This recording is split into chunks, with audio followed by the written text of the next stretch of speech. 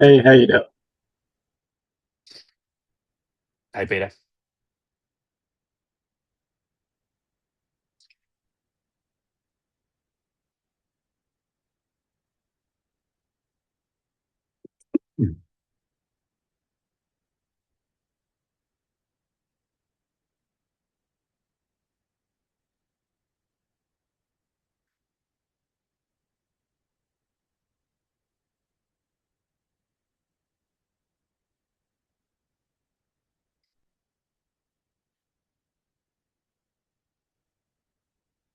Well, for those of you who have joined, feel free to put your cameras on if you want. Don't be shy.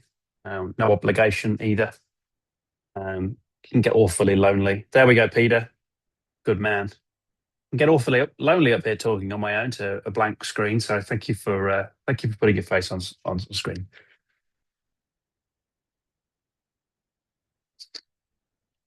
Okay, doke. A couple of minutes before we get started, but we stop starting right on three slash one, depending where you are in the world. A couple of time zones here today.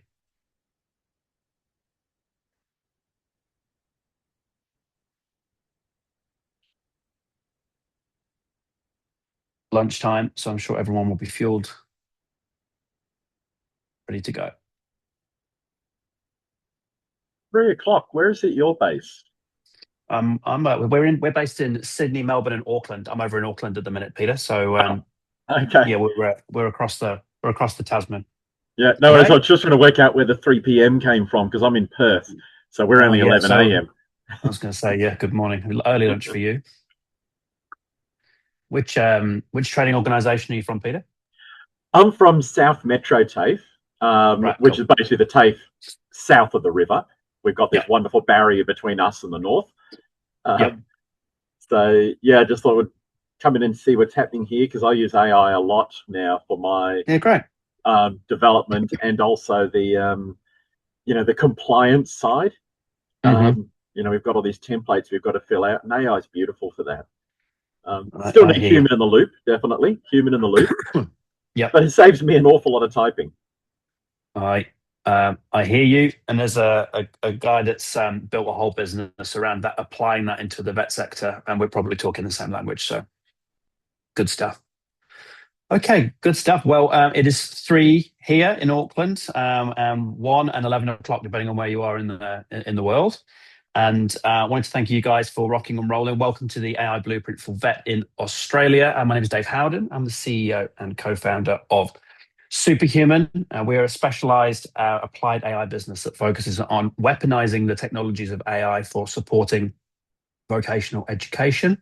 And it's a pleasure and a privilege to be able to author the AI blueprint for vet in Australia alongside our partners at VDC, FSO, and Edutech. Um, we've spent the last 18 months compiling different thoughts, opinions, views, operating models, proof of concepts that have worked, approaches that have worked about how do we support the core mission of vocational education, which, whilst it has a veneer of compliance and complexity, which we all know and love about the vet sector, the reality is I believe that we all share a passion for getting skilled people into work as quickly as possible. And therefore, our mission in life is to free ourselves from that tedious work so we can focus on what really matters, which is um, a movement towards competency. And the AI blueprint that we've published along with our partners is very much around that. It's pooling the shared learnings from all of the organizations that Superhuman have worked with, as long as with our partners at those that represent peak bodies or communities within vet, and the RTOs and other training organizations that we work with, to make sure we're not all learning independently and we can learn as a collective and move towards that vision of a more skilled workforce to drive the Australian economy forward. So you may have heard of superhuman before. I'm not going to make too many assumptions about that, but really this is about the shared learnings, and bringing those to life and walking ourselves through what the work that happens inside of vet today. And you guys will be able to attest to this more than anyone, that a high percentage of work that happens within inside vet is not teaching, or judging competency or supporting learner. It's about managing the interworking parts of the system around managing our obligations to the regulator and supporting everything that goes with running a training organization. Now, why that's important is every hour that's not spent supporting learner outcomes is an hour that we're not helping grow the economy, that we're not putting skilled people into work. And it will be no surprise that student disengagement in 2026 is hugely high because of the lack of formative input that we can give students today. And our mission is to support giving as many hours back to teacher and training staff by reducing the amount of overhead it takes to run a training organization. Now, in a quick discussion with Peter before we started this, it will be no surprise to you guys, bearing in mind you've joined a conversation around applied AI within vocational education, that there is a huge opportunity to safely and compliantly apply these technologies to support the operations of a training organization. We're here today to unpack the what, the when, the why, and the how, and to give you a sense of ownership and autonomy when it comes to looking at the shared learnings across organizations and having these conversations as a collective, but also some assets to share so you can take back into your organizations and start or even mature the conversation when it comes to how to think about applied technologies. Now, a quick ask from me before we get into the full flow of this. You guys will have questions. I very much encourage you guys to take yourself off mute and chip in wherever it makes sense. If you've got a question, someone else will have it as well. And a shared thought is something that's very useful to stimulate conversation. So I definitely much encourage that. There are a few takeaways from this. At the end, there's two things that are going to happen. And we're going to give you a QR code so you can download the AI blueprint, which is ultimately a strategy document to support your thinking inside your training organization, as well as an opportunity to join our AI Academy, which is a 3-week course, 1 hour a week, actually 45 minutes a week, to upskill and get a lens of what it means to apply industrial strength intelligence inside vet. Now, for all the will in the world, we are in a situation in vocational education today where we are not in a reduced compliance state, and complexity and change is constant. And unfortunately, none of the things that we need to do to run our organizations is optional. And the cost of change is significant when it comes to recalibrating with new standards, bringing new talent into an organization, making sure we're meeting the demands of the system. The work that exists to run a training organization, a good 50% of it is not optional, but not necessary. And what we mean by that is we talk a lot at Superhuman around what is the limitations of getting work done. And you guys can only type so quickly, and you can only read so fast, and you can only get across the complexity as quickly as you humanly can. But the 50% of work that's quoted that's not directly linked to learner outcomes can absolutely be compounded into a very, very small percentage of the working week. If we can find ways to take the industrial strength needed for taking AI and removing the risk and the around it and applying it at scale. And we're going to talk a little bit about what that can look like today. So a quick poll for you to put into the chat. Quick question for you. So what share of Australian teachers say administrative work is a major source of stress? 29%, 49%, or 69%? I'll give you 10 seconds or so to throw that into the chat. And the reason we ask this question is there are some good industry benchmarks around Australia, the OECD, and how we stack in terms of work stress aligned to vocational education.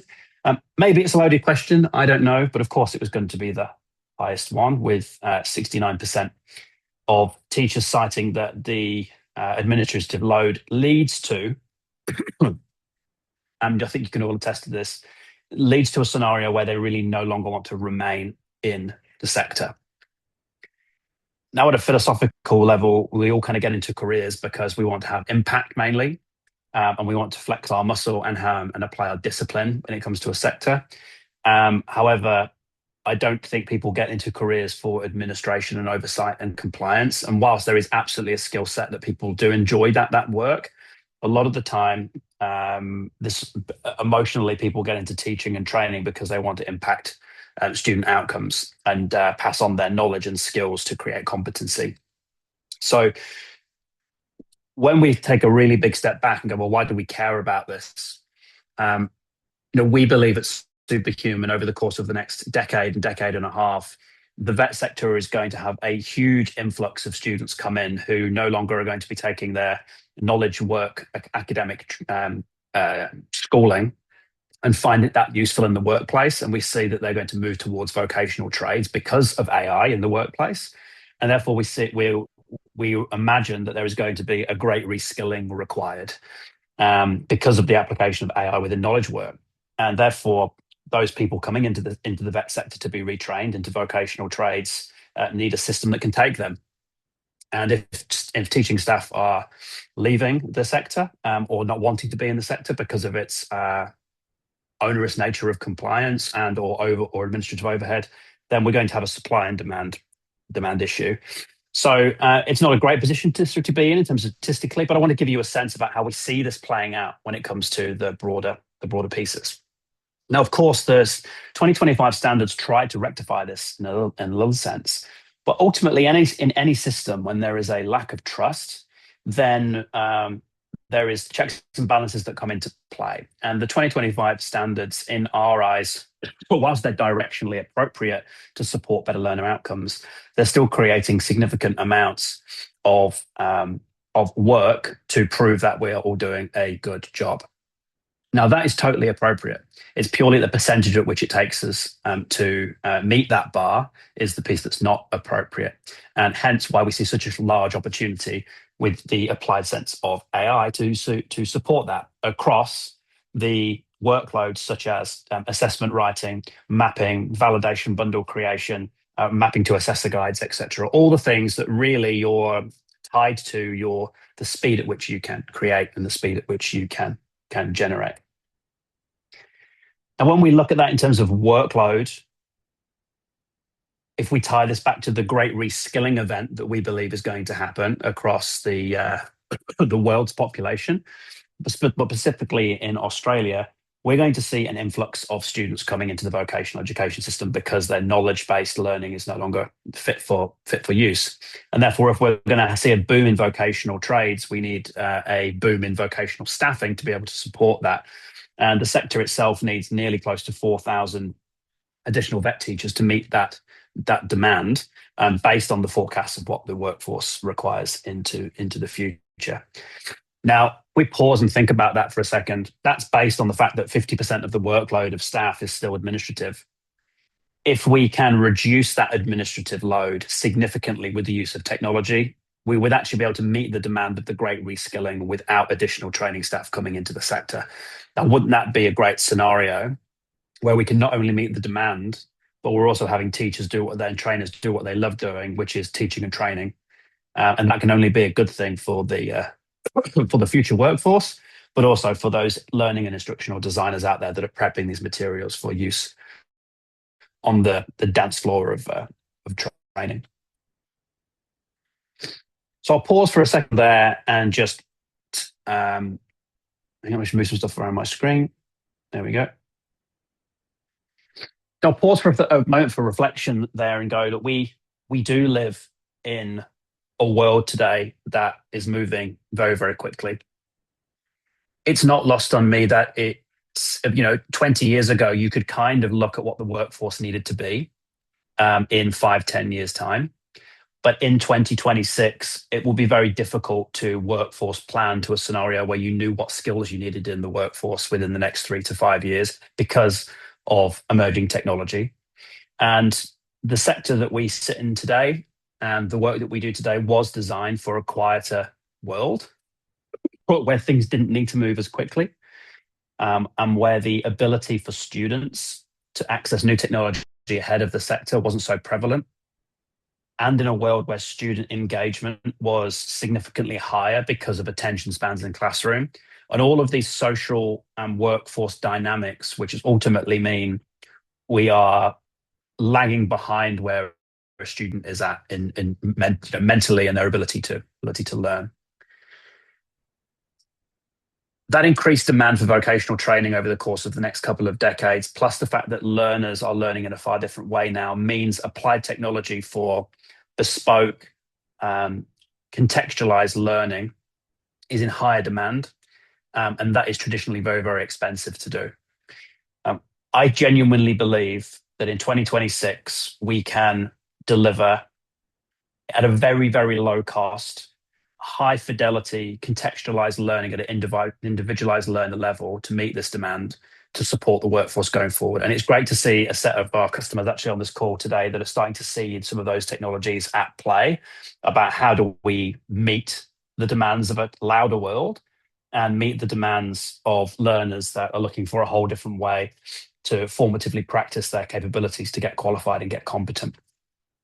What I'm really saying here is there is a way to level up, and it doesn't mean learning how to be technical with the technologies at play.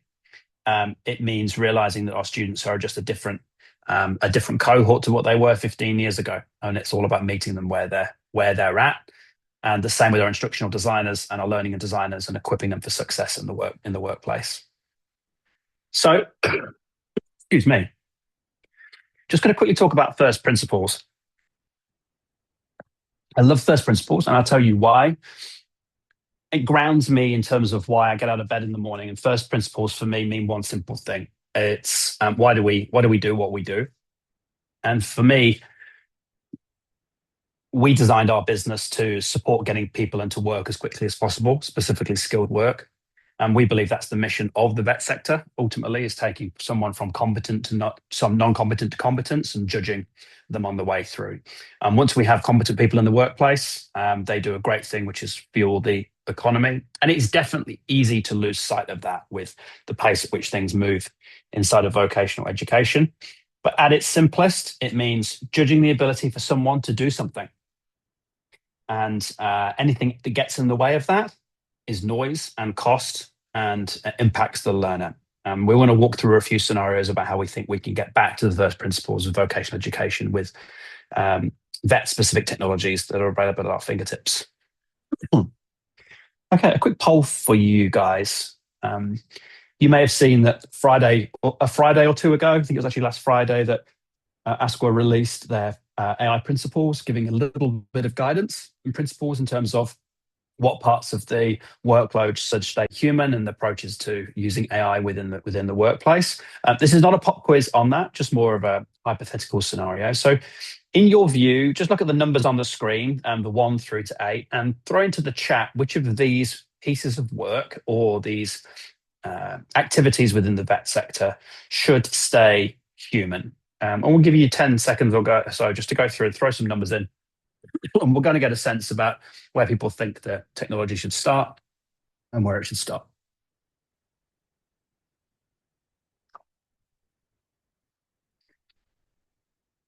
This is unless, Peter, you've managed to automate all of them with your capability. Okay.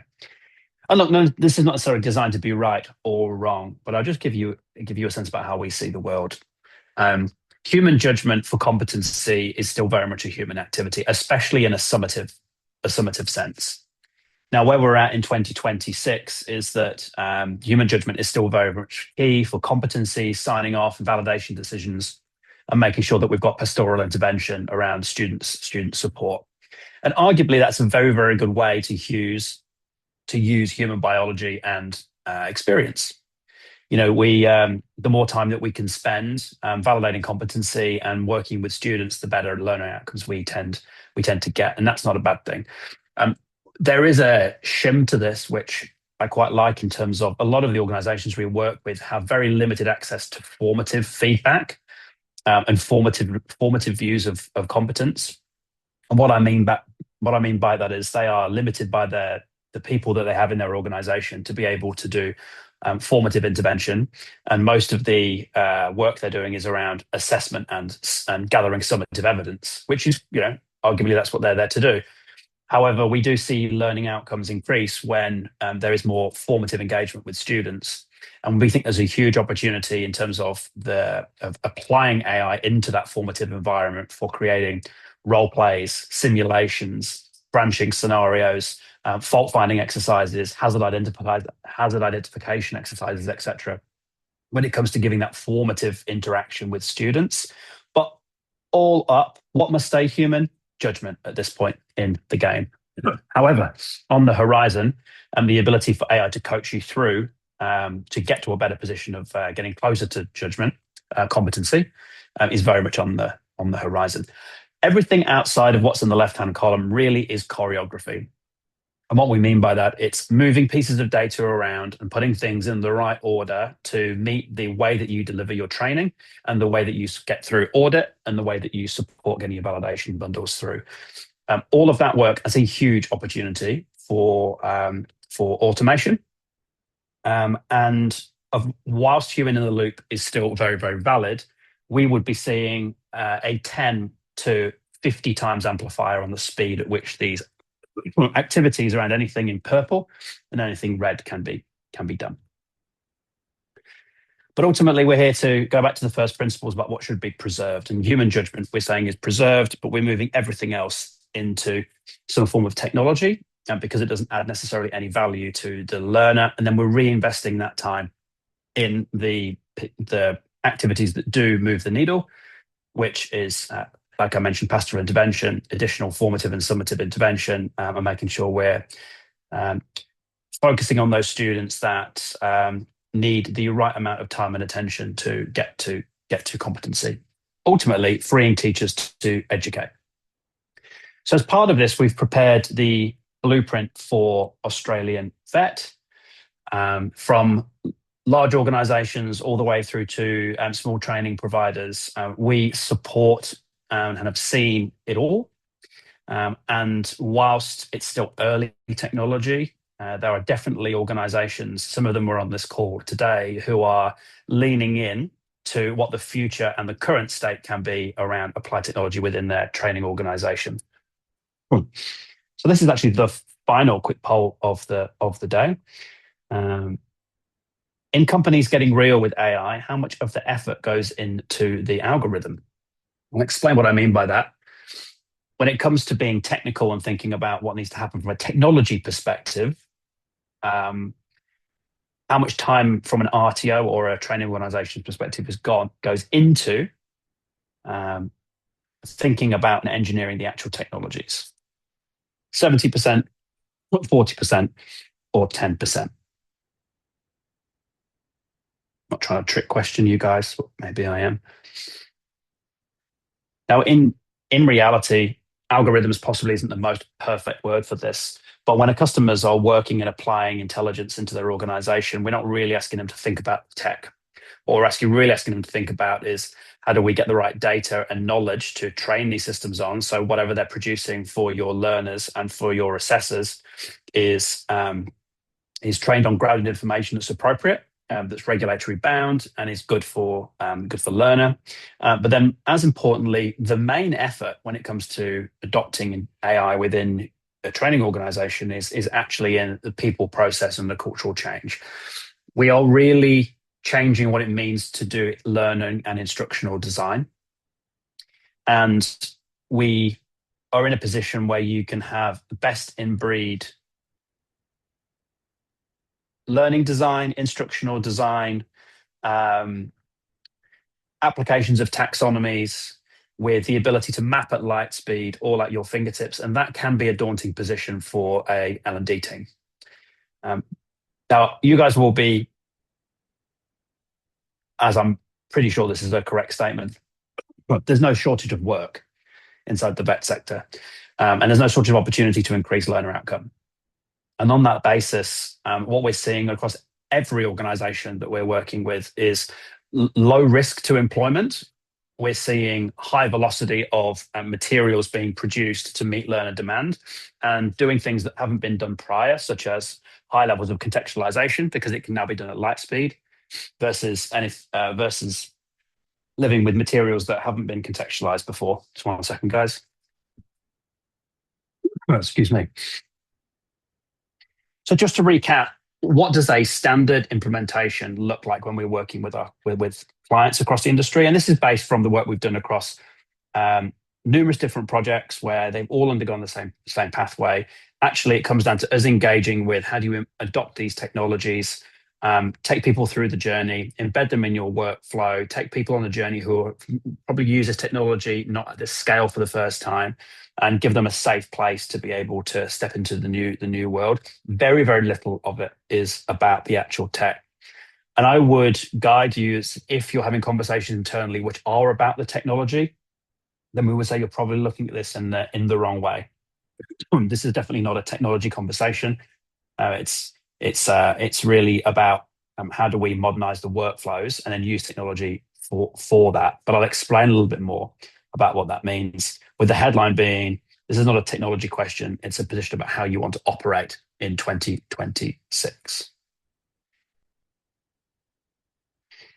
Now, I'm pretty sure you guys haven't been under a rock for the last couple of years. That's why you're here.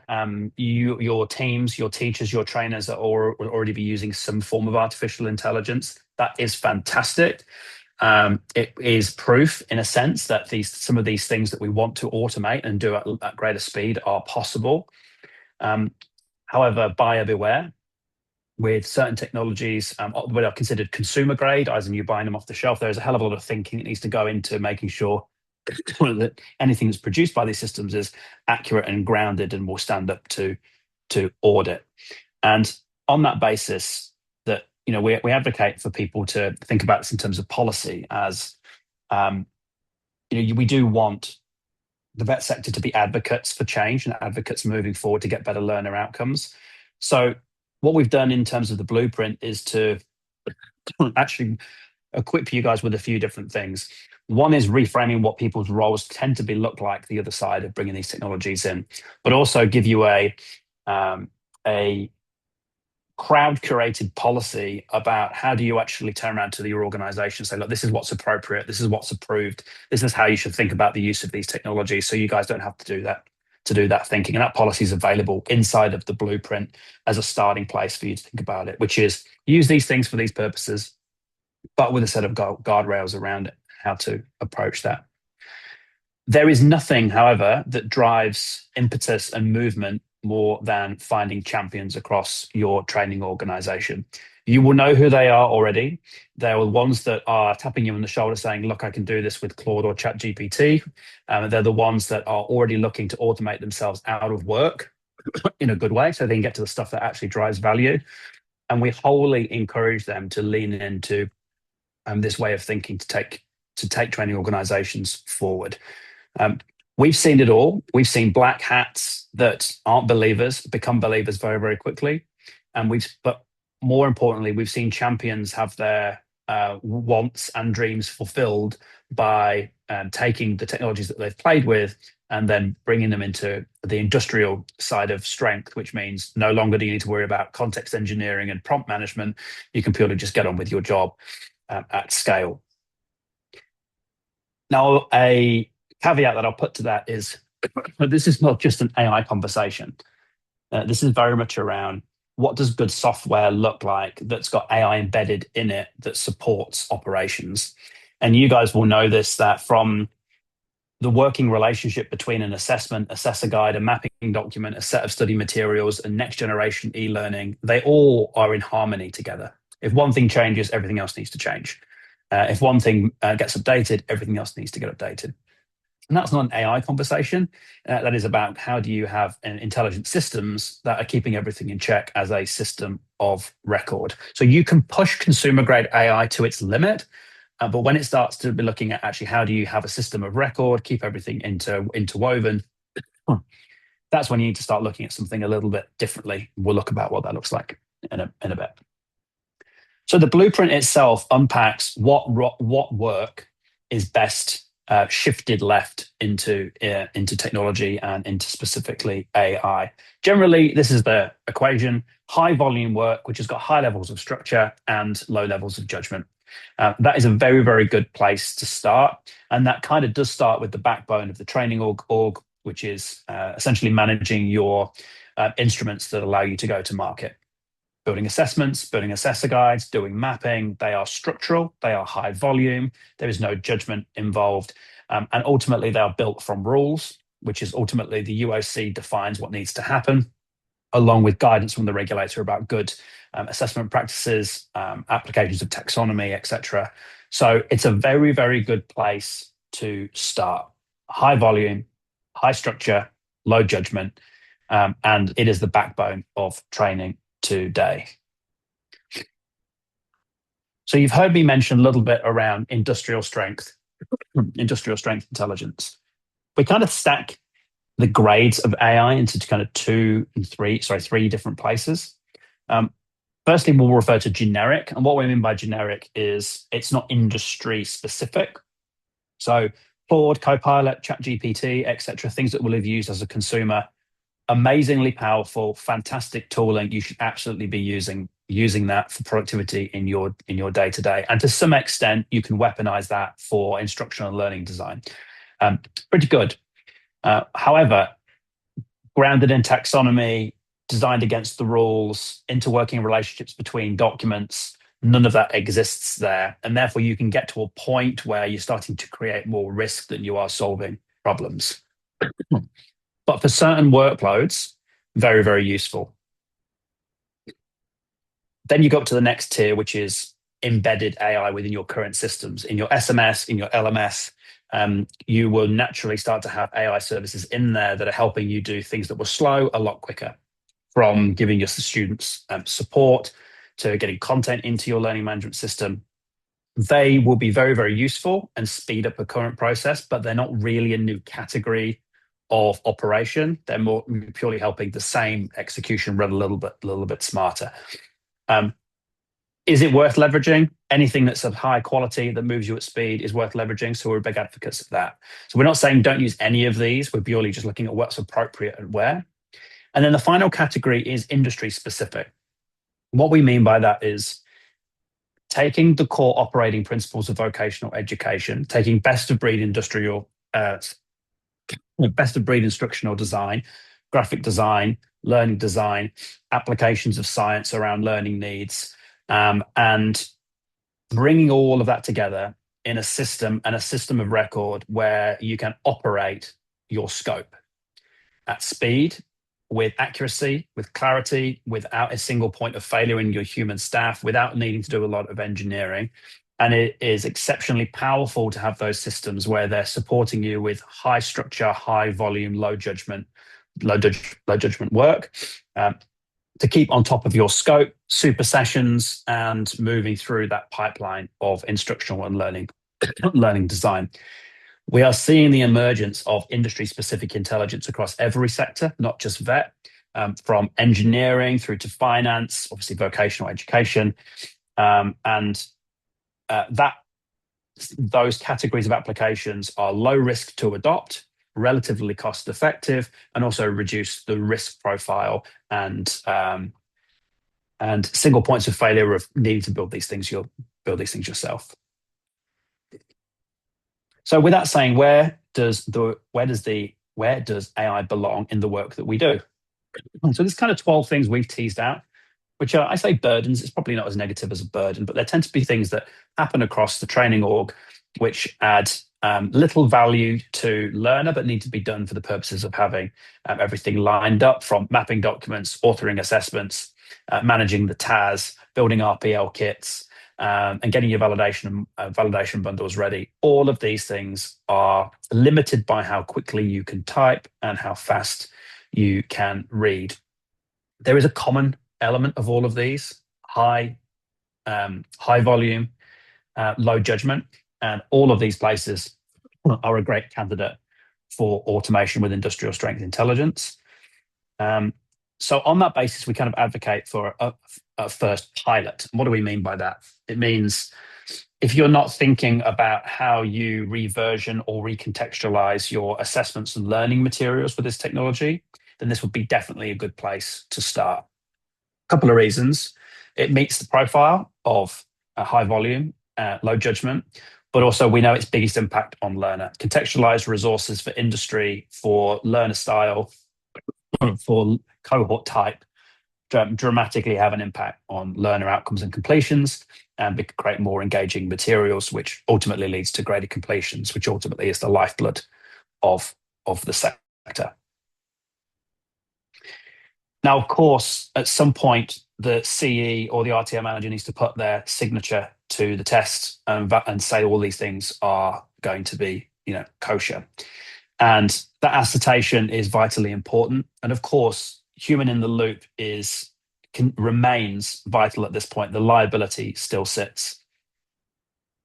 The ability to have all of your on scope and delivered quals in a system of record mapped, with all of your artifacts in one place, with the ability to evidence that they exist and have undergone continuous improvement, is the auditor's dream. And it's a position that a lot of training organizations haven't found themselves in, with scattered documents across SharePoint, or different versions of spreadsheets, etc.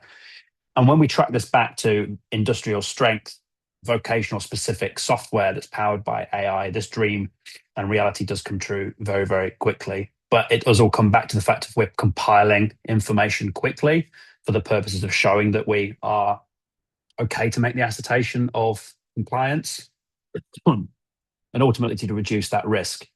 That's not an AI thing.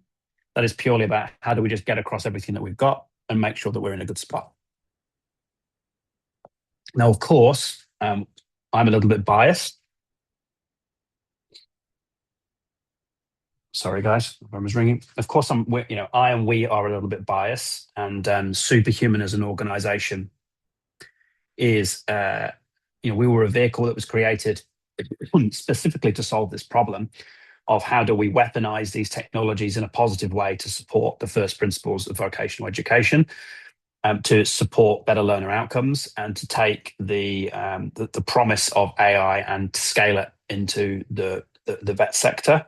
We are one embodiment of this technology. Of course, there are others out there. And whilst we put this paper together, we're just declaring to you guys that this is a mission that we're on, about creating these tools and systems to support you guys in your day-to-day jobs. Now, before we kind of move over, and I'll pass over to Nee to have a little conversation with you about the Superhuman Academy, it just come down for us to one simple fact that, I was vocationally trained. I've got high levels of dyslexia, went through to become engineering, and now run my own company. I've got a lot of fond memories of my vocational training and my formative years of not being in an academic environment. And those people that taught me and engaged with me and helped me on that journey to get to where I am today, was all around making sure that they had the time to spend.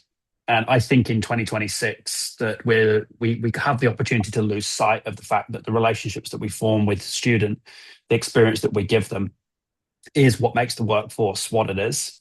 And we're on a mission to make sure we can put as much time of that back in their days as possible. And I hope you guys have that feeling as well, that can only be a good thing when it comes to the future of the economy in Australia.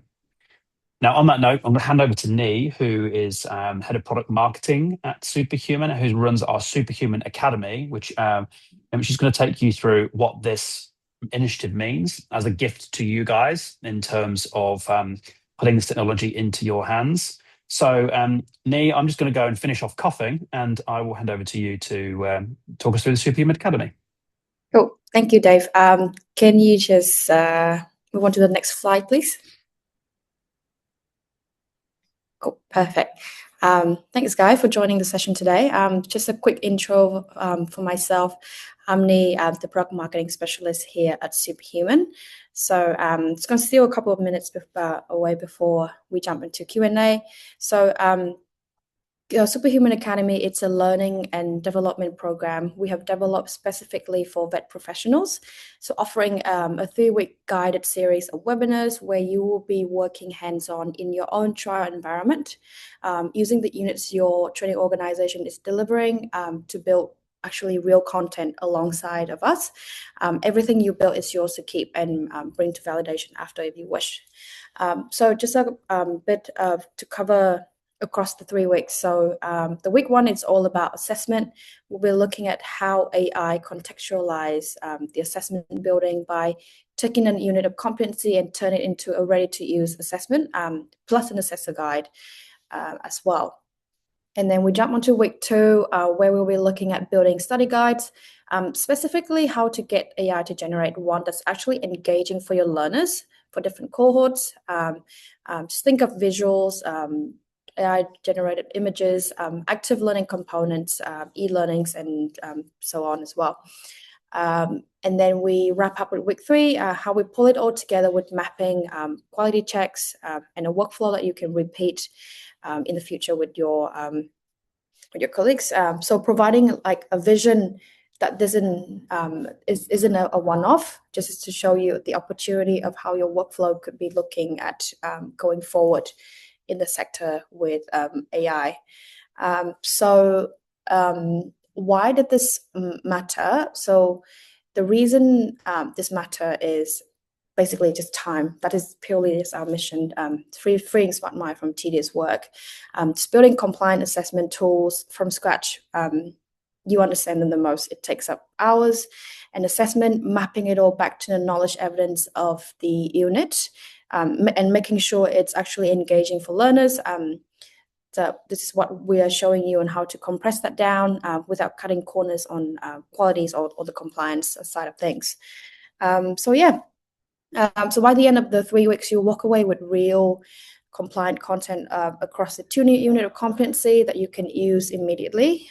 It is a good practice also to compare against your existing materials and see it for yourself when it comes to the quality difference. It's a chance to properly validate this against your own unit. So you also receive an official L&D certificate on completion of the academy. So cohort 2 kicks off in a couple of weeks' time.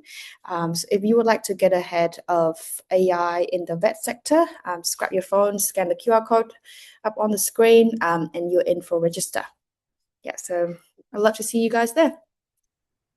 Excellent, Nee. Thank you very much for that. And of course, we'll be sending out these slides as well as the details for joining cohort 2 of the Superhuman Academy. So you don't feel under pressure to jump straight on the screen. We'll make sure you've got plenty of time to digest this through.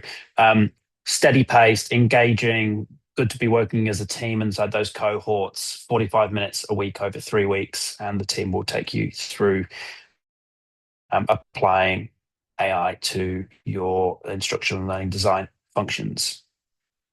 Okay, so just before we open up for questions, there are two things on the screen just to support your next steps.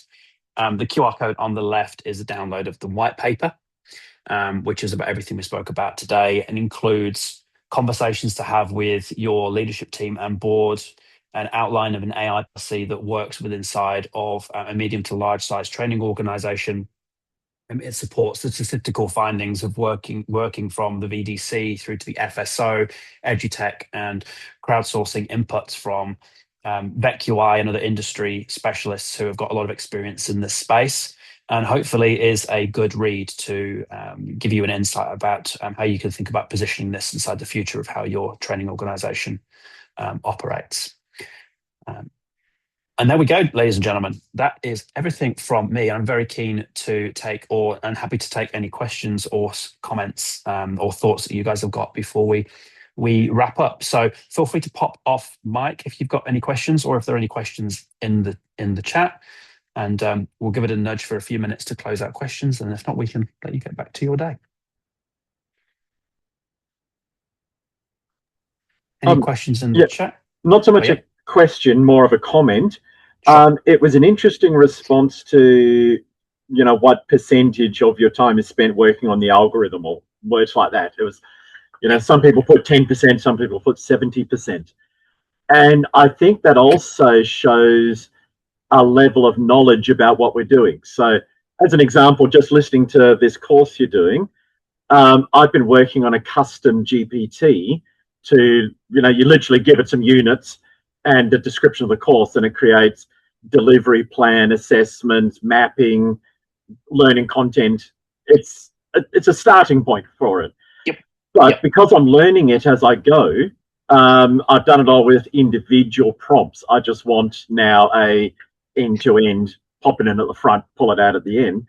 That's right. Yep. That's why I put 70% in, because we don't have internal people to help with this. A lot of it is us learning how to do it ourselves.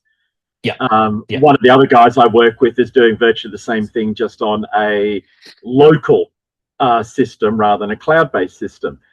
Yep. And he spends his entire week working on these things. So he'd easily put 70% on that as well. Hopefully we'll get to the point where the colleges develop this and then it just becomes a tool, in which case then it drops down to 10% because now we're just using an existing tool. Yeah. Okay, so no, I think as you're in that exploration phase of going, what's the art of the possible here? You definitely be in, you'll be in a positive way in the trenches, working through. Okay, well, how do I get this thing to be accurate and consistent? And then you get to a point of how do you scale it? How do you put it across a whole team of learning designers? So how different colleges, different learner cohorts, different industry profiles, customer profiles, etc., where you've got the ability to contextualize it in a way. There's all these different variables, and the reason that I think this is your 70% is really interesting is that when we look at the category of vet-specific intelligence, all of those thousands of learnings are embedded, which gives you that ability to scale early as opposed to needing a team of people to scale it. So really, I guess the question back to you, or the thought process, is at some point there'll be do you want to build or do you want to procure? And that allows you to essentially buy in those years and years of learnings as opposed to go on the journey yourself. Yeah. From my point, to be quite honest, doing it internally has a value to it in that now the knowledge is within the organization. Yep. Whereas once we are buying it in, we're just using a tool that we've bought in. And so the thing is, there's arguments for both sides of the, of sure. that. Oh, yeah, totally. Yeah. So the customization ability of a self-developed has huge advantages, except for the fact that it takes so much bloody time to create it. So, it's that, right? Yeah. And then the for some organizations that the capitalization of those teams need to do it makes sense. I mean, from a TAFE, there is scale at which you can invest that time, energy to go down that road. Of course, if you can see value in having IP built that is unique, arguably it's just a case of what do you consider unique, and then if there's a case for that, then absolutely. But in terms of when it comes to the compliance standards, world knowledge and published taxonomies of learning, approaches to good learning, instructional design, they're all world things that can be grounded. But yeah, there's definitely a case to procure and buy, and there's definitely a case to build, depending on what you're trying to achieve at the end of the day. Yeah, that's right. And the other advantage of buying a pre-built solution is, I don't know how much you've dealt with it, when you're working with government, you've got the AI assurance policy you've got to go through. Mm-hmm. A box under the table for an activity I was doing was a 100-page document I had to fill out. Any new non-approved AI has to go through that whole policy. And every single state has its own version of said policy. But it means that we only put it through once, whereas a lot of this self-built stuff, you kind of have to get it approved every single time you do it. Yeah. That's right. And look, there's, of course, there's an abeyance element to what I'm about to say. But, there is a build versus buy moment is purely around what do you want to own? What do you want to own? And is there an outsized return on something that is considered proprietary? And if so, fantastic. And some organizations are capitalized to think that way. Others just aren't. That's,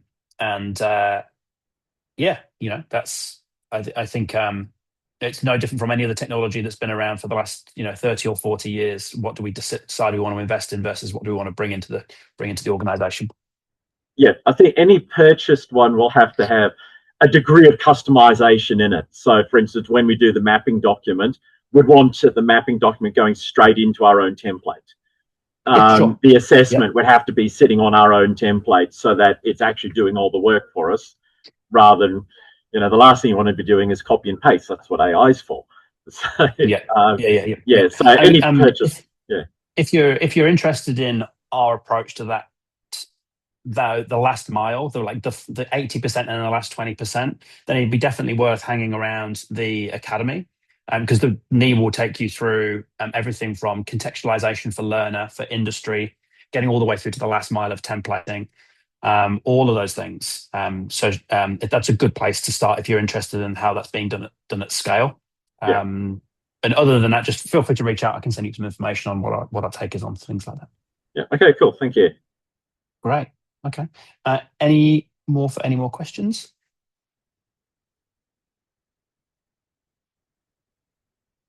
No. Okay, great. Well, look, guys, it's wine o'clock somewhere in the world. So for those of you, it's around lunchtime. Thank you for putting up with my little persistent cough. And I wish you all a very good day. Thanks for joining the webinar around the AI Blueprint for Australia. Feel free to, I'll leave the QR codes online for those who want to download the white paper, and for those that want to look at registering for the AI Academy. All right. Thank you, team. Very much appreciate it, and have a great rest of the day.